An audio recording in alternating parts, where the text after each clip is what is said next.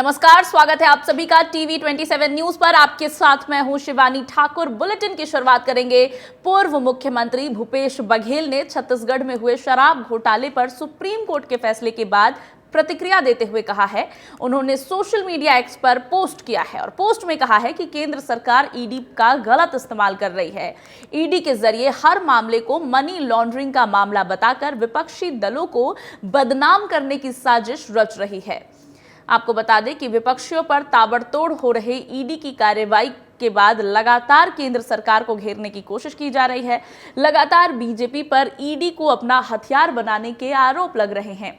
इसी कड़ी में एक बार फिर से भूपेश बघेल का ये पोस्ट सामने आया है, जिसमें उन्होंने कहा है कि केंद्र सरकार ईडी का दुरुपयोग कर रही है और नेताओं को बदनाम करने की साजिश कर रही है।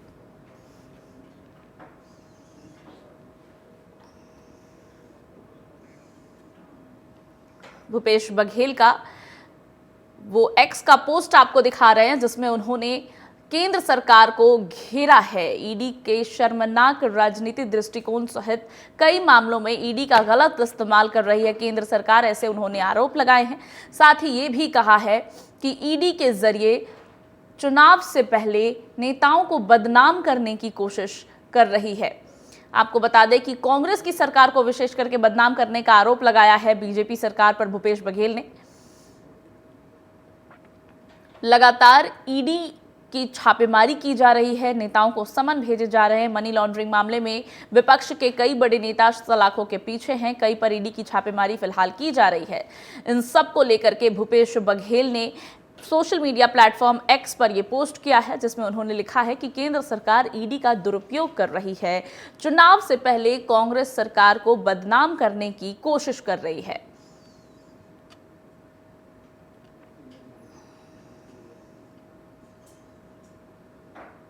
अपने लंबे पोस्ट में उन्होंने ईडी और केंद्र सरकार के खिलाफ काफी कुछ लिखा है। आपको बता दें कि सुप्रीम कोर्ट के फैसले के उपलक्ष्य पर यह पोस्ट किया गया है, जहां शराब घोटाले पर सुप्रीम कोर्ट के फैसले के बाद उनकी ये प्रतिक्रिया सामने आई है। सोशल मीडिया एक्स पर उन्होंने पोस्ट करते हुए लिखा है कि केंद्र सरकार ईडी का गलत इस्तेमाल कर रही है।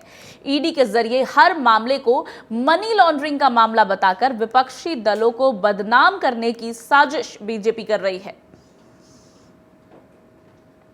भूपेश बघेल के सोशल मीडिया प्लेटफॉर्म एक्स का वो पोस्ट आपको दिखा रहे हैं, जिस पर सुप्रीम कोर्ट से फैसला आने के बाद, शराब घोटाले मामले में फैसला आने के बाद उन्होंने ये पोस्ट किया है, प्रतिक्रिया दी है और साफ लिखा है कि केंद्र सरकार ईडी का दुरुपयोग कर रही है, हर मामले को मनी लॉन्ड्रिंग के मामले से जोड़कर विपक्ष की नेताओं और पार्टियों को बदनाम करने की कोशिश कर रही है।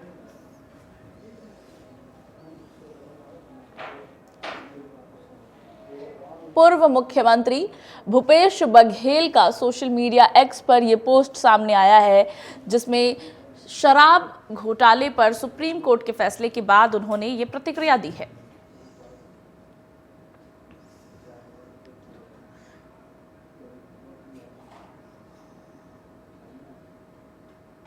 भूपेश बघेल ने अपने पोस्ट में लिखा है कि केंद्र सरकार ईडी का दुरुपयोग कर रही है, राजनीतिक लाभ के लिए बीजेपी ईडी का दुरुपयोग कर रही है, हर मामले को मनी लॉन्ड्रिंग से जुड़ा हुआ मामला बताकर विपक्ष को और विशेष करके कांग्रेस को बदनाम करने की कोशिश कर रही है।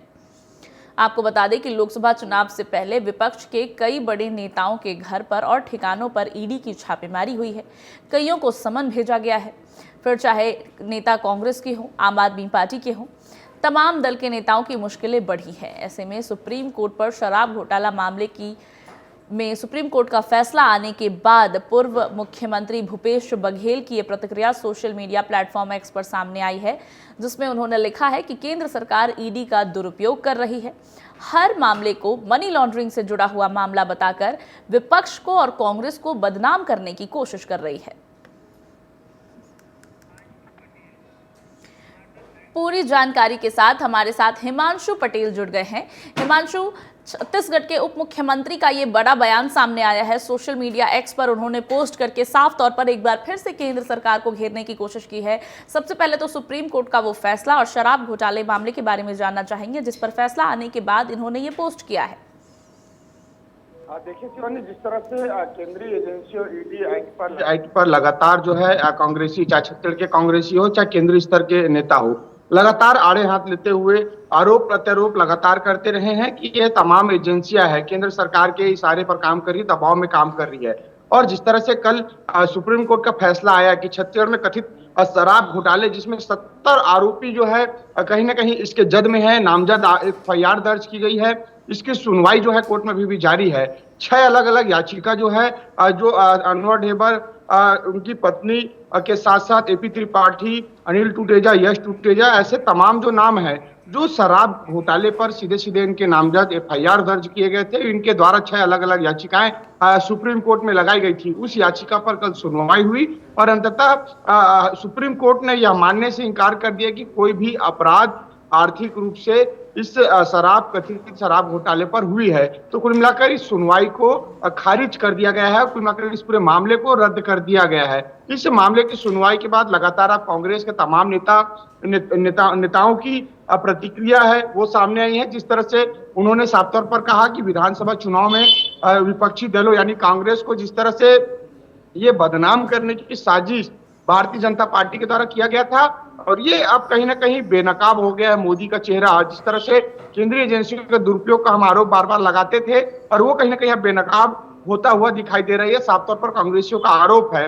और जिस तरह से कल ये तमाम जो ईडी के द्वारा एफआईआर दर्ज कराई गई थी, पीएमएलए के साथ साथ आईटी के तमाम मामले दर्ज हैं, और जिस तरह से पूरे विधानसभा चुनाव में यह चर्चा का विषय रहा कि छत्तीसगढ़ में 2000 से ज्यादा करोड़ का शराब का घोटाला यहाँ पर हुआ है, और कई भाजपा के नेता है मंच के माध्यम से इसे हथियार बनाए, प्रचार प्रसार किए और जन जन तक इस मुद्दे को लेकर पहुंचे। तो कुल मिलाकर सरकार पर एक दाग जरूर लगा था उस दौरान कि छत्तीसगढ़ में सरकार के द्वारा शराब घोटाला यहाँ पर किया गया है। और निश्चित तौर पे अब सुप्रीम कोर्ट के फैसले के बाद कहीं ना कहीं अब तीखी प्रतिक्रिया है वो विपक्षी दल यानी कांग्रेसियों का देखने को मिल रहा है। और हालांकि ईडी अभी अनवर ढेबर को हिरासत में लेकर और पूछताछ कर रही है, रिमांड पर कल पेश कर रही है, 3 दिन की रिमांड उसे और मिली है। 13 तारीख को उसे 14 तारीख को कोर्ट में फिर से पेश करना है। तो ईडी का साफ तौर पर मानना है कि वो अन्य एफआईआर के तहत पूछताछ करेगी। बहरहाल देखने वाली बात होगी कि इस तमाम रिमांड में क्या कुछ पूछताछ होगी और सुप्रीम कोर्ट के फैसले का कब तक ऑर्डर आएगा और क्या कुछ स्थिति है वो स्पष्ट आगे होगी। जी हिमांशु, सुप्रीम कोर्ट के फैसले ने एक तरह से विपक्ष का जो आरोप लगाते आ रहे हैं विपक्षी दल कि बीजेपी ईडी का गलत इस्तेमाल करती है, उस पर कहीं ना कहीं मुहर लगती हुई दिखाई दे रही है, जो कि सोशल मीडिया पोस्ट पर भूपेश बघेल ने कहने की भी कोशिश की है। लोकसभा चुनाव नजदीक है और हर राज्य में ऐसा ही कुछ देखने को मिल रहा है जहां ईडी की कार्रवाई हो रही है और विपक्षियों का ये कहना है कि बीजेपी दुरुपयोग कर रही है, बदनाम करने की साजिश कर रही है। सुप्रीम कोर्ट के इस फैसले से लगता है चुनाव प्रभावित होगा। देखिए, निश्चित तौर पे भूपेश बघेल ने जब मुख्यमंत्री रहते हुए साफ तौर पर उन्होंने उस दौरान भी प्रधानमंत्री मोदी और केंद्रीय एजेंसियों पर आरोप प्रत्यारोप जरूर देखने को मिला है, क्योंकि जब चुनाव जब आए हैं तब ईडी की कार्रवाई छत्तीसगढ़ में तेज हुई है, इस बात से इनकार नहीं किया जा सकता। क्योंकि विधानसभा चुनाव में हमने देखा है कि कैसे पूर्व मंत्रियों और पूर्व विधायकों के साथ साथ कारोबारियों के ठिकानों पर कैसे ईडी की टीम दबिश दे रही थी। हालांकि ईडी कुछ शो नहीं कर पाती थी कि क्या कुछ जब्ती किए, क्या कुछ कार्रवाई वो किए है, लेकिन लगातार कार्रवाई का सिलसिला छत्तीसगढ़ में जारी रहा। और उस दौरान भी हमने भूपेश बघेल का बयान देखा है कि कैसे वो केंद्रीय एजेंसियों को आड़े हाथ लेते हुए साफ तौर पर कहा कि ये कहीं ना कहीं डराने, धमकाने और कुचलने का प्रयास है, वो किया जा रहा है, लेकिन हम डरने घबराने वालों में से नहीं है। और ये बयान के बाद अब जिस तरह से सुप्रीम कोर्ट का फैसला आया है, निश्चित तौर पर इस फैसले पे मुहर लग गया कि केंद्रीय एजेंसी जिस तरह से तमाम मामलों को लेकर कोर्ट में एफआईआर कराई, ईओडब्ल्यू के दफ्तर पे एफआईआर करवाई, लेकिन कोई भी मामले को कोर्ट में वो पेश नहीं कर पाए जिससे इसका मामला जो स्टैंड हो सके, और सीधे से इस मामला को खारिज कर दिया गया है। बिल्कुल, तो ईडी पर तमाम बड़े आरोप विपक्षियों की तरफ से लगाए गए थे और सुप्रीम कोर्ट का जो फैसला आया है शराब घोटाले मामले में, वो कहीं ना कहीं इन आरोपों की पुष्टि करता है। भूपेश बघेल पहले भी एजेंसियों को आड़े हाथ लेते आए हैं और उसी को लेकर एक बार फिर से उन्होंने सोशल मीडिया प्लेटफॉर्म एक्स पर यह पोस्ट लिखा है और साफ तौर पर कहा है कि भाजपा ईडी का दुरुपयोग करके कांग्रेस को बदनाम करने की कोशिश कर रही है। हिमांशु, तमाम जानकारियों के लिए आपका बहुत शुक्रिया। शुक्रिया। फिलहाल खबर में आगे बढ़ेंगे। जशपुर के दौरे पर आज मुख्यमंत्री विष्णुदेव साय रहेंगे। 11:30 बजे वो जशपुर के लिए रवाना होंगे। आपको बता दें कि मुख्यमंत्री विष्णुदेव साय यहां पर सरहुल महोत्सव में शिरकत करेंगे। शाम 4:30 बजे सीएम वापस लौट जाएंगे। आपको बता दें कि एक महोत्सव में शामिल होने के लिए मुख्यमंत्री यहां पर जाने वाले हैं। सरहुल महोत्सव में मुख्यमंत्री शिरकत करेंगे। बड़ी जानकारी आपको दे रहे हैं, छत्तीसगढ़ के मुख्यमंत्री विष्णुदेव साय आज जशपुर के दौरे पर रहेंगे, जहां वो एक विशेष कार्यक्रम में शामिल होंगे। 11:30 बजे मुख्यमंत्री जशपुर के लिए रवाना होंगे। जशपुर में मुख्यमंत्री सरहुल महोत्सव में शिरकत करेंगे, जिसके बाद फिर शाम 4:25 पर सीएम वापसी करेंगे।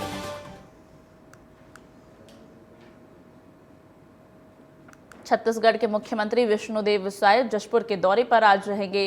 11:30 बजे आज वो जशपुर के लिए रवाना होंगे, जहां पर एक विशेष कार्यक्रम में शिरकत करेंगे। सरहुल महोत्सव में मुख्यमंत्री शिरकत करेंगे।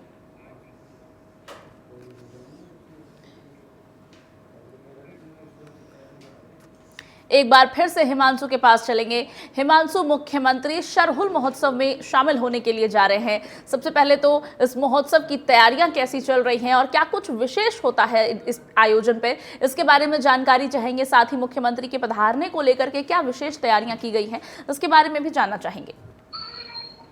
देखिए, आदिवासी मुख्यमंत्री छत्तीसगढ़ के विष्णुदेव साय लगातार वो तमाम कार्यक्रमों में शिरकत कर रहे हैं, चाहे सामाजिक कार्यक्रम हो चाहे धार्मिक कार्यक्रम हो, और जिस तरह से अलग अलग क्षेत्रों में जाकर वो सीधे जनता से रूबरू हो रहे हैं। उसी कड़ी पर आज जो है सरहुल महोत्सव, जो कि जशपुर के स्थानीय क्षेत्रीय कार्यक्रम है, वो सरहुल सरना एक महोत्सव के आगाज वहां पर किया गया है।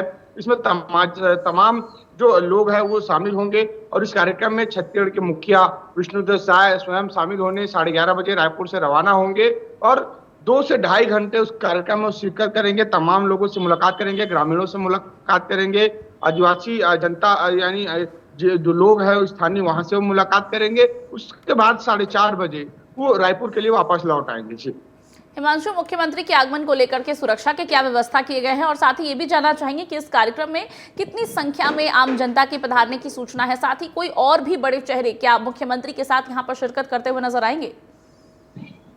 देखिए, मुख्यमंत्री के साथ साथ स्थानीय विधायक है, क्षेत्र के जो भाजपा के तमाम जो नेता है वो इस कार्यक्रम में शिरकत करेंगे, क्योंकि प्रोटोकॉल के तहत तमाम जो वहाँ के स्थानीय नेता है वो सभी उस कार्यक्रम में पहुंचेंगे। और जिस तरह से बात की सुरक्षा व्यवस्था को लेकर, तो तमाम जो पुलिस के जो जवान हैं, जो उनके कमांडो है, वो पहले से जाकर मुस्तैद होती है। तमाम जो अलग अलग लेयर पर सुरक्षा की व्यवस्था वहां पर की जाती है और एक भव्य कार्यक्रम का आयोजन किया गया। हजारों की संख्या में लोग वहां पर पहुंचेंगे और निश्चित तौर पे ये जशपुर कार्यक्रम में मुख्यमंत्री पहुंचने के साथ साथ हर वो कार्यक्रम एक प्रभावशील होता है। जब छत्तीसगढ़ के मुखिया उस कार्यक्रम में शिरकत करते हैं तो निश्चित तौर पे आम जनता पर भी इसका असर पड़ेगा और कहीं ना कहीं मंच के माध्यम से हर वो कार्यक्रम में मुख्यमंत्री साय लगातार कांग्रेसियों को तंज कसते यहाँ पर दिखाई देते हैं। और कहीं ना कहीं हर सामाजिक धार्मिक कार्यक्रम में लोकसभा चुनाव के मद्देनजर चर्चा होती है और कहीं ना कहीं छत्तीसगढ़ में साय के सुशासन को लेकर जिक्र होता है। तो कहीं ना कहीं इस कार्यक्रम में भी तमाम जो जिक्र होंगे और चुनाव महज कुछ ही माह बाकी है। जिस तरह से प्रथम चरण का चुनाव स्तर में आगाज होने जा रहा है, द्वितीय चरण, तृतीय चरण, 3 चरण छत्तीसगढ़ में चुनाव होना है, तो निश्चित तौर पे आज जशपुर के कार्यक्रम में भी हजारों की संख्या पे लोग वहां पर मौजूद रहेंगे। हिमांशु, लोकसभा चुनाव की आप बात कर रहे थे, लोकसभा के मद्देनजर इस कार्यक्रम को क्या देखा जा सकता है? चुनावी चश्मे से क्या इसको देखना चाहिए? क्या बस ये एक सामाजिक कार्यक्रम है या इसमें चुनाव को लेकर भी मुख्यमंत्री, जैसा कि आपने बताया, अक्सर ही कार्यक्रमों में वो कांग्रेस पर तंज कसते हुए नजर आते हैं, तो क्या यहाँ भी विपक्षियों को आड़े हाथ लेते हुए और चुनाव प्रचार या फिर चुनावी हवा को बीजेपी के रुख में मोड़ने की कोशिश करते हुए मुख्यमंत्री नजर आएंगे? देखिए शिवानी, निश्चित तौर पर छत्तीसगढ़ में चुनावी जो माहौल है वो अभी ये खासा देखने को मिलेगा, क्योंकि लगातार प्रधानमंत्री का दौरा, मुख्यमंत्री का लगातार दौरा और तमाम जो दोनों उप मुख्यमंत्री है वो अलग अलग जिलों में जाकर रोजाना दौरा कर रहे हैं। अब तक की बात करें तो 10 से 12 दिनों में मुख्यमंत्री ने जो है 25 जिलों के दौरा जो है कर चुके हैं, अलग अलग बड़ी सभाओं को संबोधित कर चुके हैं। तो कुल मिलाकर उनका प्रयास यही है कि 11 की पूरी लोकसभा 11 में वो समय से पहले पहुंच जाए, तमाम जो लोगों से रूबरू हो जाए वहाँ की कुछ समस्याएं हैं उनको सुना जा सके और जी। कुछ वहाँ के लिए घोषणाएं जो किया जा सके और कुल मिलाकर 11 की 11 सीटों को साधा जा सके। तो कहीं बिल्कुल, ना तो कहीं जशपुर के सामाजिक दौरे धार्मिक और पर कार्यक्रम में मुख्यमंत्री मुख्यमंत्री शिरकत विष्णुदेव कर रहे साय हैं। रहने वाले हैं। यहाँ पर वो एक विशेष कार्यक्रम में, महोत्सव में शामिल होंगे और कहीं ना कहीं इस कार्यक्रम को चुनावी चश्मे से भी देख सकते हैं, क्योंकि बड़ी संख्या में लोगों की मौजूद होने की खबर है।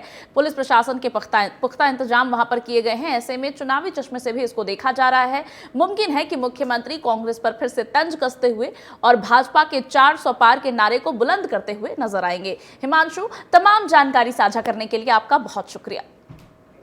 बुलेटिन में आगे बढ़ेंगे। कांग्रेस से जुड़ी एक खबर सामने आ रही है, जहां लोकसभा चुनाव को लेकर कांग्रेस ने बैठक करने की ठानी है। आज शाम 4 बजे प्रदेश कांग्रेस दफ्तर में कांग्रेस की बैठक होगी। शेष नारायण ओझा बैठक में शामिल होंगे। लोकसभा चुनाव की सीट जीतने पर इस बैठक में चर्चा होगी। कांग्रेस से जुड़ी बड़ी खबर आपको बता रहे हैं, जहां आज कांग्रेस चुनाव को साधने के लिए चुनाव सीट पर किस तरह से जीत हासिल करे, इसको लेकर विशेष बैठक करने जा रही है। इस बैठक में कांग्रेस के तमाम बड़े नेता शामिल होंगे। कांग्रेस के प्रदेश कार्यालय में ये बैठक आज शाम 4 बजे होने वाली है। कांग्रेस से जुड़ी एक बड़ी खबर सामने आ रही है, जहां प्रदेश कार्यालय में आज कांग्रेस की बैठक होने वाली है। लोकसभा चुनाव की सीट जीतने पर इस बैठक में चर्चा होगी, यानी कि रणनीतियां तैयार होंगी कांग्रेस की कि लोकसभा की सीटों पर विजय कैसे प्राप्त की जाए। आज शाम 4 बजे प्रदेश कांग्रेस कार्यालय में यह अहम बैठक होनी है, जिसमें तमाम बड़े नेता कांग्रेस के मौजूद होंगे।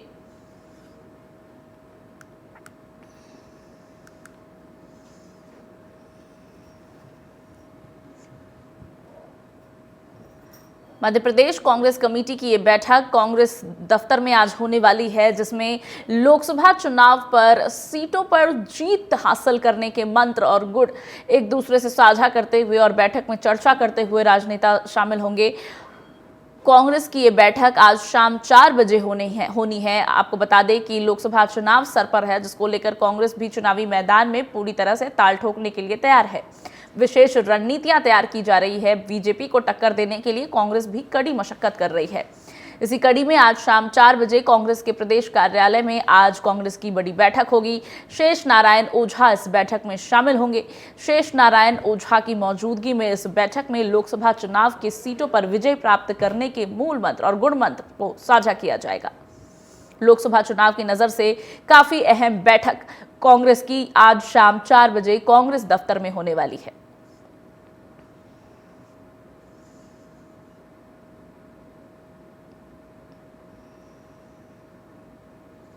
शेष नारायण ओझा इस बैठक में शामिल होंगे और उनकी मौजूदगी में कांग्रेस लोकसभा चुनाव की सीटों को साधने की कवायद किस तरह से करे, उसकी रणनीति तैयार करने के लिए इस बैठक को काफी अहम माना जा रहा है। ये बैठक आज शाम 4 बजे प्रदेश कार्यालय में, कांग्रेस के प्रदेश कार्यालय में आयोजित होगी। लोकसभा चुनाव के मद्देनजर अहम बैठक है, क्योंकि छत्तीसगढ़ में तमाम 11 सीटों को साधने की कोशिश और रणनीति इस बैठक में तैयार की जाएगी। पूरी जानकारी के साथ हमारे साथ फोन लाइन पर संवाददाता दीपा श्रीवास्तव जुड़ गई हैं। दीपा, कांग्रेस की अहम बैठक है कांग्रेस प्रदेश कार्यालय में, आज शाम 4 बजे ये बैठक होनी है। कौन कौन से बड़े चेहरे बैठक में शामिल होंगे, साथ ही जानना चाहेंगे कि कौन कौन से मूल मंत्र पर कांग्रेस चिंतन करती हुई नजर आएगी इस बैठक में। देखिए, आपको बता दें कि आज लोकसभा चुनाव के मद्देनजर कांग्रेस कार्यालय में एक बड़ी बैठक का आयोजन होने जा रहा है, जहां पर लोकसभा चुनाव की तैयारियों को लेकर चर्चा होती हुई नजर आएगी। सीधे तौर पर लोकसभा चुनाव में अधिक से अधिक सीटों को किस तरह से जीता जाए, इसको लेकर चर्चा होगी और इसी के साथ में मंथन होता हुआ नजर आएगा। बैठक की यदि मैं बात करती हूँ तो मध्य प्रदेश युवा कांग्रेस के प्रभारी हैं शेष नारायण ओझा, वो इस बैठक में शामिल होंगे। इसके अलावा जिला अध्यक्ष और कार्यकारी अध्यक्ष जो है भोपाल ग्रामीण के, इन्हीं के साथ तमाम ब्लॉक, नगर निगम, नगर अध्यक्ष, विधानसभा अध्यक्ष, इस तरह से तमाम जो लोग हैं वो सभी इस बैठक में शामिल होंगे और ज्यादा से ज्यादा सीटें किस तरह से अपने क्षेत्रों में जीती जाए, इसको लेकर चर्चा होती नजर आएगी। दीपा, कौन कौन सी चुनौतियां हैं कांग्रेस के सामने जिस पर आपको लगता है कि इस बैठक में चर्चा होगी, क्योंकि बीजेपी को टक्कर देना आसान नहीं होगा, तो निश्चित ही उनको टक्कर देने की रणनीतियों पर चर्चा होगी। ऐसे में चुनौतियां कौन कौन सी हैं? देखिए, चुनौतियों की यदि हम बात करते हैं तो सबसे बड़ी चुनौती तो इस वक्त कांग्रेस के लिए यह बनी हुई है कि अब तक नामों की घोषणा नहीं हुई है, यानी कि 3 नामों पर अब भी सस्पेंस लगातार जारी है और अब तक कोई भी निर्णय इन तीनों नामों को लेकर नहीं हो पाया है। इसके अलावा यदि हम बात करते हैं तो जिस तरह से प्रदेश के 2 बड़े नेता माने जाते हैं, यानी कि कमलनाथ और दिग्विजय सिंह, ये दोनों ही अपने घरों में बंद हो गए हैं। यानी कि छिंदवाड़ा में कमलनाथ पूरा टाइम देते नजर आ रहे हैं, वही दिग्विजय सिंह जो है उनको भी हमें देखने को मिल रहा है कि राजगढ़ में ही कांग्रेस के पास बड़े लीडर्स की कमी हो गई है। जीतू पटवारी, वनमैन आरती की तरह तमाम जगहों पर माहौल बनाने का प्रयास जो भरसक कर रहे हैं, लेकिन संगठन जो है वो काफी ज्यादा कमजोर है। तो आखिर संगठन की मजबूती किस तरह से की जाए और ब्लॉक स्तर पर किस तरह से पार्टी को मजबूत किया जाए, इसको लेकर आज रणनीति तय होती हुई नजर आएगी। बिल्कुल, तो तमाम चुनौतियां जो इस वक्त कांग्रेस के सामने है, विशेष करके प्रत्याशियों के नामों की घोषणा ना होना और संगठन को मजबूत करना, इन तमाम चुनौतियों पर कांग्रेस की आज ये अहम बैठक होगी, जिसमें लोकसभा सीटों को साधने के लिए कांग्रेस अहम बैठक करेगी आज शाम 4 बजे पार्टी के प्रदेश कार्यालय में। दीपा, तमाम जानकारियों के लिए शुक्रिया, आप बने रहे हमारे साथ और जानकारी के लिए आपके पास लौटेंगे। अगली खबर में आगे बढ़ेंगे। सतना के दौरे पर रक्षा मंत्री राजनाथ सिंह पहुंचे हैं और 11 अप्रैल को राजनाथ सिंह रीवा में होंगे। सतना जाएंगे रक्षा मंत्री और देव तालाब ग्राउंड में जनसभा को संबोधित करेंगे।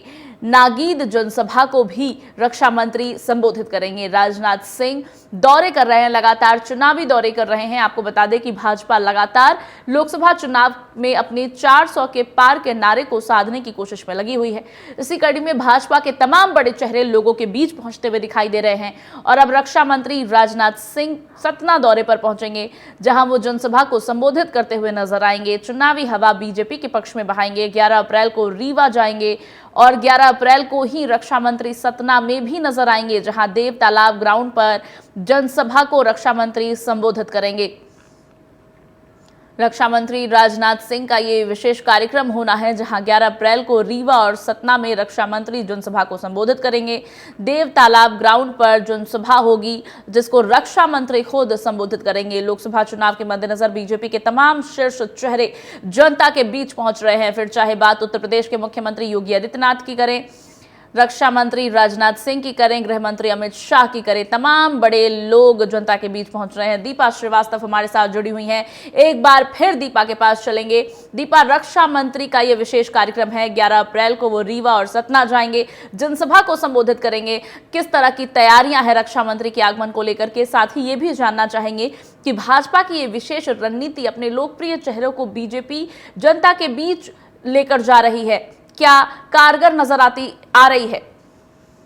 देखिए, अगर लोकसभा चुनाव की हम बात करते हैं तो किसी तरह की कोई कोर कसर बीजेपी नहीं छोड़ना चाहती है। तमाम केंद्रीय नेतृत्व का जो जमावड़ा है वो मध्य प्रदेश में लगा हुआ है, चाहे हम अमित शाह की बात कर लें, राजनाथ सिंह की बात कर लें, जेपी नड्डा की बात करें या फिर खुद प्रधानमंत्री नरेंद्र मोदी की क्यों ना बात करें। तमाम लोगों के दौरे जो है मध्य प्रदेश में देखने को मिल रहे हैं। 11 अप्रैल को जहाँ पर मध्य प्रदेश की रीवा और सतना में राजनाथ सिंह की कई बड़ी जनसभाएं होती हुई नजर आएंगी। इससे कहीं ना कहीं ये बात साफ होती है कि बीजेपी को जो भी सर्वे में फीडबैक मिला है उसको काफी अच्छे से इम्पैक्ट किस तरह से लाया जाए और जहां पर कमजोर कहीं ना कहीं बीजेपी पड़ रही है वहां पर बड़े नेताओं की आम सभा करके, जनसभा करके जनता के बीच में विश्वास दिलाने का प्रयास किया जाए। क्योंकि देखिए, सतना सीट की यदि मैं बात करती हूँ तो यहाँ पर बीजेपी की स्थिति थोड़ी कमजोर होती हुई नजर आ रही है, क्योंकि जो प्रत्याशी हैं उनके खिलाफ जनता के मन में काफी ज्यादा आक्रोश है और कह सकते हैं कि जो एक सेटिस्फाइड चेहरा है वो जनता जो है उन्हें नहीं मानती है और यही कारण है कि यहाँ पर लगातार बीजेपी मेहनत कर रही है। बिल्कुल, तो रक्षा मंत्री राजनाथ सिंह का ये अहम दौरा है, जहां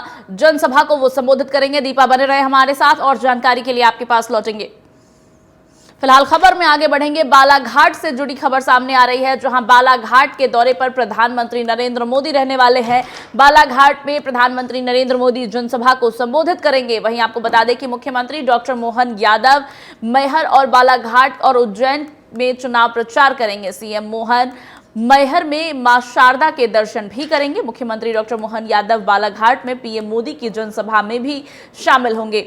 बड़ी खबर यह है कि बालाघाट में भी प्रधानमंत्री नरेंद्र मोदी की जनसभा होनी है। प्रधानमंत्री नरेंद्र मोदी बालाघाट में भी जनसभा को संबोधित करेंगे। अभियान में भी लगेगा और पिंगल नाम संवत्सर की मेरी अपनी ओर से प्रदेशवासियों को, देशवासियों को, सबको बहुत बहुत मंगल कामना, बधाई। विक्रम संवत का आज का दिन, नए वर्ष का पहला दिन हम सबके जीवन में मंगल ही मंगल करे, मैं कामना करता हूं। और आज के दिन हमारा सौभाग्य, यशस्वी प्रधानमंत्री हमारे अपने प्रदेश में आ रहे हैं। बालाघाट के चुनाव अभियान में उनका उपस्थिति यह प्रदेश को एक नया प्रकार का एक ताकत, संबल, ऊर्जा देगी। और जिस प्रकार से माननीय मोदी जी में प्रदेश हुआ है, पूरा देश हुआ है, उसी कड़ी में मध्य प्रदेश और जोर शोर से अपने अभियान में भी लगेगा। और जनता का आशीर्वाद जिस प्रकार से दिख रहा है, निश्चित रूप से मोदी जी को मिलेगा। हम सब देख रहे हैं कि शक्ति के मामले में खास करके महिलाओं को लेकर के कांग्रेस की दृष्टि और कांग्रेस की भाषा क्या रहती है, लेकिन शक्ति का ये पर्व आज नवरात्रि के पावन पर्व पर हम सब कामना करें। हमने सबने देखा शक्ति का ही प्रताप है कि बड़े बड़े दिग्गज अपने घर से नहीं निकल पा रहे, अपने लोकसभा क्षेत्र से नहीं निकल पा रहे, ये अपने सीमित हो गए अपने अपने क्षेत्र में। और बदलते दौर में जिस प्रकार से हमारे अपने आदिवासी अंचल से राष्ट्रपति श्रीमती द्रौपदी मुर्मू को हमारे माननीय प्रधानमंत्री जी ने मौका दिया है, सबसे बड़े ऐसे उदाहरण से ही जनता में और सभी वर्गों में विश्वास खड़ा होता है। जो माननीय मोदी जी के बारे में कहा जाता है कि मोदी है तो मुमकिन है, तो वास्तव में ये उसके प्रतिमान है। मेरी अपनी ओर से चुनाव के इस पावन पर्व पर आप सबसे अपील करना चाहता हूं कि आइए हम सब मिलकर के पुनः भाजपा के साथ चलें, मोदी जी की एक बार फिर सरकार बनाएं। दीपा हमारे साथ हैं। दीपा, प्रधानमंत्री नरेंद्र मोदी बालाघाट पहुंच रहे हैं, मुख्यमंत्री वहां पर मौजूद होंगे, क्या कुछ जानकारियां और मिल रही हैं? अगर हम बात करते हैं बीजेपी की, तो आदिवासी क्षेत्रों में सबसे ज्यादा फोकस करते हुए नजर आ रहे हैं। खास तौर पर हमें देखने को मिलता है कि प्रधानमंत्री का सबसे ज्यादा फोकस जो है वो आदिवासी जो क्षेत्र है वहां पर होता है। पूर्व में भी हमें देखने को मिला, झाबुआ का दौरा उनके द्वारा किया गया था, आज बालाघाट पहुंचेंगे। आपको बता दें कि महाकौशल का सबसे नक्सल प्रभावी संसदीय क्षेत्र है बालाघाट, और यहाँ पर जनसभा को आयोजित किया जाएगा, जहाँ पर अगर बात करते हैं बीजेपी प्रत्याशी भारती पारधी है, इनके समर्थन में आज पीएम मोदी जो है जनसभा को संबोधित करते हुए नजर आएंगे। दोपहर 2:30 बजे अगर बात करें तो बालाघाट पहुंचेंगे और यहाँ पर जनसभा को उनके माध्यम से संबोधित किया जाएगा। इस दौरान अगर बात करते हैं तो डॉक्टर मोहन यादव जो है वो भी उनके साथ में मौजूद रहेंगे, और कहीं ना कहीं ये बताने का प्रयास किया जाएगा कि बीजेपी ने किस तरह से आदिवासियों के लिए लगातार काम किया है और आगे भी इस तरह से ये काम जारी रहेगा। तो बालाघाट पहुंचेंगे आज प्रधानमंत्री, मुख्यमंत्री डॉक्टर मोहन यादव भी मौजूद रहेंगे और आदिवासियों को साधने की कोशिश लगातार जारी है। दीपा, तमाम जानकारियों के लिए आपका बहुत शुक्रिया। फिलहाल बुलेटिन में मेरे साथ बस इतना ही। खबरों का सिलसिला आगे भी जारी है, देखते रहिए TV 27 न्यूज।